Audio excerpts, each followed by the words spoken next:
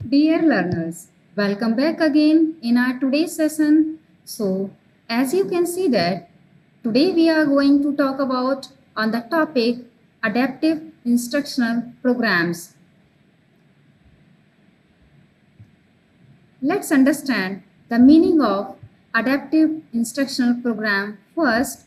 So, adaptive instructional program are characterized by combined teaching strategies, flexible scheduling, and individualized instructions, mastery learning, large and small group instructions, individualized tutorials, and cooperative learning.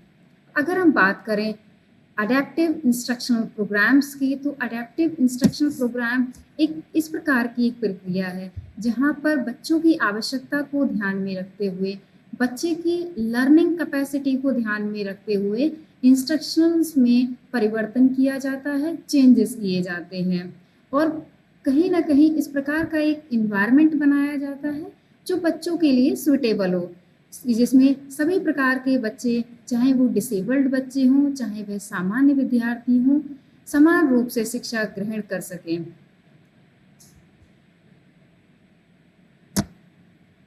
So let's discuss about the examples of adapting the curriculum for students with special needs. Here, the following are examples mentioned here of adapting that may assist students with special needs and achieve the success. The teacher could, the first one is adapt the environment. Under the adapt the environment, there are 2 points are mentioned here. The first one is change where the students sit in the classroom. तो पहला है हमारा है adapt the environment, environment को adapt करना। जब तक बच्चा इन्वायरमेंट को अडेप्ट नहीं करेगा, उसकी लर्निंग प्रॉपर नहीं हो पाएगी। तो ये आवश्यक है और ये टीचर इंश्योर करे कि जो स्टूडेंट है वह इन्वायरमेंट को अडेप्ट कर पा रहा है या नहीं। So the first one is change where the student sit in the classroom. जहाँ बच्चा बैठा है, जहाँ बैठकर वह अपनी लर्निंग कर रहा है, तो पहले ये देखना है कि बच्चा कंफर्टेबल है या नहीं, वह इन्वायरमेंट उसके लिए एप्रोप्रिएट है या नहीं। अगर वह एटमॉस्फेयर एप्रोप्रिएट नहीं है, वह इन्वायरमेंट एप्रोप्रिएट नहीं है, तो उस इन्वायरमेंट को चेंज किया जाना चाहिए और एक इस प्रकार का इन्वायरमेंट बच्चे के लिए प्रोवाइड करना चाहिए जिससे बच्चा अडेप्ट कर पाए। Now the second one is make use of cooperative grouping. अगर कोई ऐसी एक्टिविटीज़ है जो अध्यापक चाहते हैं कि ग्रुप में की जाए, तो पहले ये मेक श्योर किया जाए कि जो ग्रुप बनाए जा रहे हैं वो कोऑपरेटिव हों। तो make sure that the group should be cooperative. The next one is adapt the pace of activities. That means allow the students more time to complete the assignments. बच्चों के लिए अगर समय पर्याप्त नहीं है तो थोड़ा समय और दिया जाना चाहिए अपने असाइनमेंट्स को कंप्लीट करने के लिए। दैट मीन्स ऐसे स्टूडेंट्स जो डिसेबल्ड हैं, ऐसे स्टूडेंट्स जो कहीं ना कहीं लर्निंग में कुछ कठिनाई का सामना कर रहे हैं, ऐसे स्टूडेंट्स के लिए थोड़ा एक्स्ट्रा समय प्रदान किया जाना चाहिए जिससे बच्चा अपनी लर्निंग को सही और उचित ढंग से पूरी कर सके। The second one is provide shorter but more frequent assignments. बच्चे के लिए जो असाइनमेंट्स दिए जा रहे हैं वो छोटे होने चाहिए और लगातार कंटिन्यू देते रहना चाहिए। फ्रिक्वेंटली असाइनमेंट्स देने चाहिए जिससे कि बच्चा एक्टिव रहे during the session. Now the third one is adept presentation. Provide the students with advance organisers of key scientific concepts.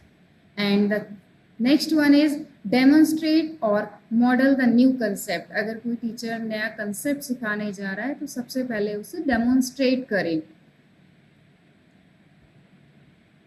Now next we are going to discuss about the alternate mode of materials. Here there are so many alternate mode of materials. Let's discuss about one by one. The first one is dictate to a scribe. Second one is tape recorder. Third one is draw pictures. Next one is cut pictures from magazines, build models, use the computer, enlarge and shrink materials, use overlays, on text pages, and the next one is cut and paste, and the next use manipulatives, and the last one is use a calculator. Teacher या अध्यापक इन सभी सामग्रियों का, इन सभी materials का use करके बच्चे की लर्निंग को बहुत इफ़ेक्टिव बना सकता है और बच्चे की लर्निंग को एक बैरियर फ्री इन्वायरमेंट क्लासरूम में प्रदान कर सकता है.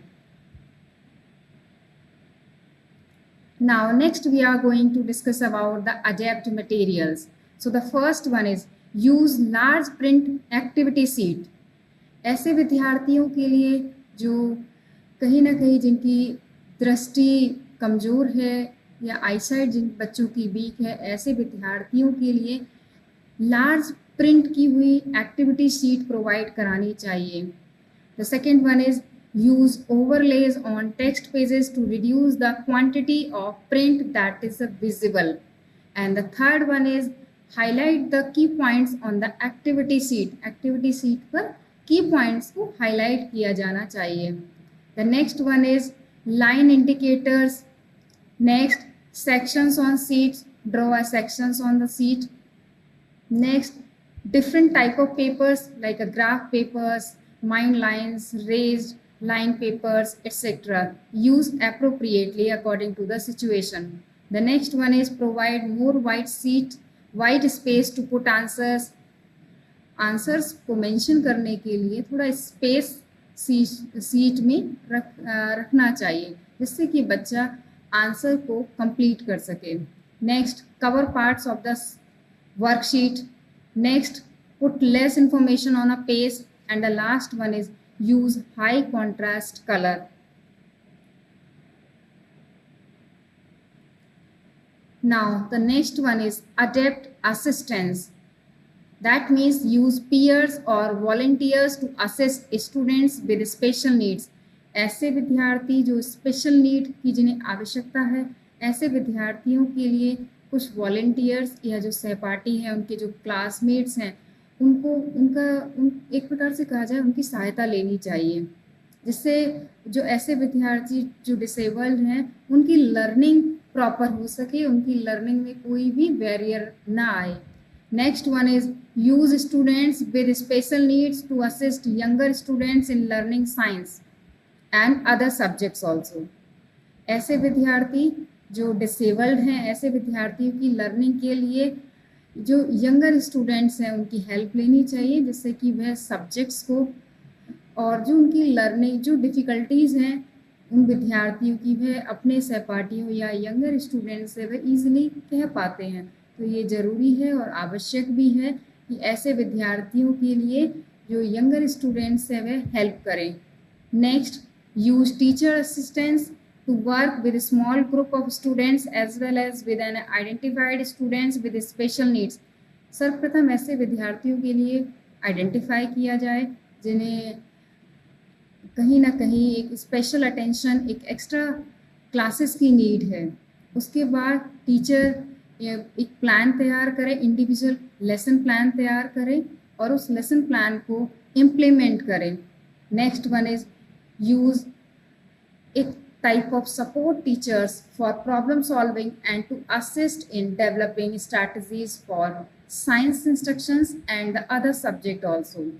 तो ऐसे टीचर्स जो कहीं ना कहीं ऐसे विद्यार्थी जो प्रॉब्लम फेस कर रहे हैं सब्जेक्ट्स को समझने में, ऐसे विद्यार्थियों को आइडेंटिफाई करने के पश्चात प्रॉपर लर्निंग मटेरियल प्रोवाइड कराना चाहिए. साथ में जो कठिनाई आ रही है during the teaching, during the learning, वो कठिनाई वह अपने अध्यापक से मिलकर रिजॉल्व करें. Now adapt the assessment. Assessment is the most important part of the teaching learning process.